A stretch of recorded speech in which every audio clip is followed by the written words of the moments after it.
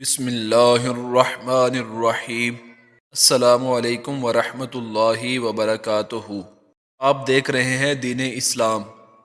Video شروع کرنے سے پہلے ہماری یہ گزارش ہے کہ اگر آپ نے ہمارا چینل ابھی تک سبسکرائب نہیں کیا تو برائے کرم ہمارے چینل کو سبسکرائب کر لیں اور بیل آئیکن کو دبا دیں تاکہ ہر آنے والی ویڈیو کا نوٹیفیکیشن آپ تک پہنچ جائے۔ جزاک اللہ خیرہ۔ ویڈیو کو آخر تک لازمی سماعت فرمائیں۔ دجال یہودیوں کی نسل سے ہوگا جس کا قد ٹھگنا ہوگا، دونوں پاؤں ٹیڑھے ہوں گے، جسم پر بالوں کی بھرمار ہوگی، رنگ سرخ یا گندمی ہوگا، سر کے بال حبشیوں کی طرح ہوں گے، ناک چونچ کی طرح ہوگی، بائیں آنکھ سے کانا ہوگا، دائیں آنکھ میں انگور کے بقدر ناخن ہوگا، اس کے ماتھے پر کاف، الف، فے اور رے لکھا ہوگا جسے ہر مسلمان بآسانی پڑھ سکے گا۔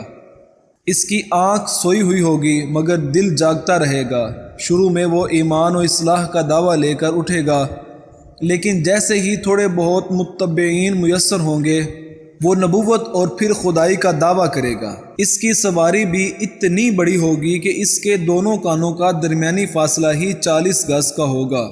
ایک قدم تا حد نگاہ مسافت کو طے کر لے گا۔ دجال پکا جھوٹا اور اعلیٰ درجے کا شعبدہ باز ہوگا۔ اس کے پاس غلوں کے ڈھیر اور پانی کی نہریں ہوں گی۔ زمین میں مدفون تمام خزانے باہر نکل کر شہد کی مکھیوں کی مانند اس کے ساتھ ہو لیں گے۔ جو قبیلہ اس کی خدائی پر ایمان لائے گا دجال اس پر بارش برسائے گا، جس کی وجہ سے کھانے پینے کی چیزیں ابل پڑیں گی اور درختوں پر پھل آ جائیں گے۔ کچھ لوگوں سے آ کر کہے گا کہ اگر میں تمہارے ماؤں اور باپوں کو زندہ کر دوں تو تم کیا میری خدائی کا اقرار کرو گے؟ لوگ اسباد میں جواب دیں گے۔ اب دجال کے شیطان ان لوگوں کے ماؤں اور باپوں کی شکل لے کر نمودار ہوں گے، نتیجتاً بہت سے افراد ایمان سے ہاتھ دھو بیٹھیں گے۔ اس کی رفتار آندھیوں سے زیادہ تیز اور بادلوں کی طرح رواں ہوگی۔ وہ کرشموں اور شعبدہ بازیوں کو لے کر دنیا کے ہر چپے کو روندے گا۔ تمام دشمنان اسلام اور دنیا بھر کے یہودی امت مسلمہ کے بغض میں اس کی پشت پناہی کر رہے ہوں گے۔ وہ مکہ معظمہ میں گھسنا چاہے گا مگر فرشتوں کی پہراداری کی وجہ سے ادھر گھس نہ پائے گا، اس لیے نامراد و ذلیل ہو کر مدینہ منورہ کا رخ کرے گا۔ اس وقت مدینہ منورہ کے 7 دروازے ہوں گے اور ہر دروازے پر فرشتوں کا پہرا ہوگا، لہٰذا یہاں پر بھی منہ کی کھانی پڑے گی۔ انہی دنوں مدینہ منورہ میں 3 مرتبہ زلزلہ آئے گا جس سے گھبرا کر بہت سارے بے دین شہر سے نکل کر بھاگ نکلیں گے۔ باہر نکلتے ہی دجال انہیں لقمہ تر کی طرح نگل لے گا۔ آخر ایک بزرگ اس سے بحث و مناظرہ کے لیے نکلیں گے اور خاص اس کے لشکر میں پہنچ کر اس کی بابت دریافت کریں گے۔ لوگوں کو اس کی باتیں شاق گزریں گی، لہٰذا اس کے قتل کا فیصلہ کریں گے، مگر چند افراد آڑے آ کر یہ کہہ کر روک دیں گے کہ ہمارے خدا دجال نعوذ باللہ کی اجازت کے بغیر اس کو قتل نہیں کیا جا سکتا۔ چنانچہ اس بزرگ کو دجال کے دربار میں حاضر کیا جائے گا، جہاں پہنچ کر یہ بزرگ چلا اٹھے گا، میں نے پہچان لیا کہ تو ہی دجال ملعون ہے، اور رسول اللہ صلی اللہ علیہ وسلم نے ہمیں تیرے ہی خروج کی خبر دی تھی۔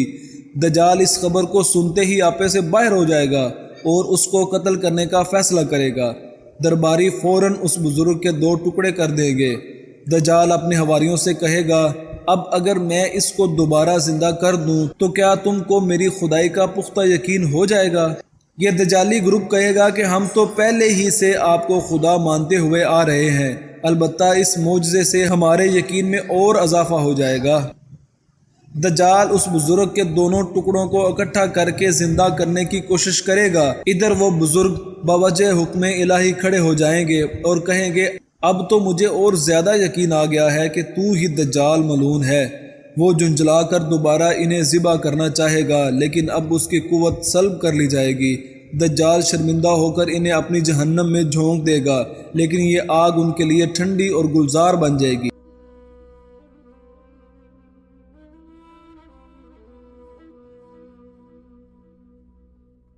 اس کے بعد وہ شام کا رخ کرے گا، لیکن دمشق پہنچنے سے پہلے ہی حضرت امام مہدی علیہ السلام وہاں آ چکے ہوں گے۔ دجال دنیا میں صرف 40 دن رہے گا، ایک دن 1 سال، دوسرا دن 1 مہینہ اور تیسرا دن 1 ہفتہ کے برابر ہوگا، بقیہ معمول کے مطابق ہوں گے۔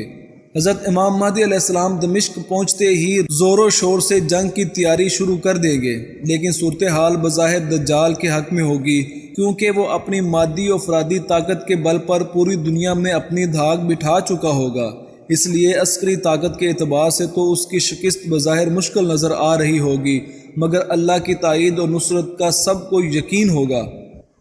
حضرت امام مہدی علیہ السلام اور تمام مسلمان اسی امید کے ساتھ دمشق میں دجال کے ساتھ جنگ کی تیاریوں میں ہوں گے۔ تمام مسلمان نمازوں کی ادائیگی دمشق کی قدیم شارع آفاق مسجد میں جامعہ عموی میں ادا کرتے ہوں گے۔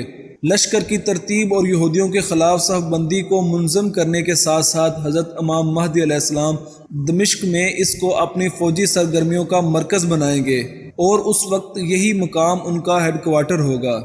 حضرت امام مہدی علیہ السلام ایک دن نماز پڑھانے کے لیے مصلی کی طرف بڑھیں گے تو عین اسی وقت حضرت عیسیٰ علیہ السلام کا نزول ہوگا۔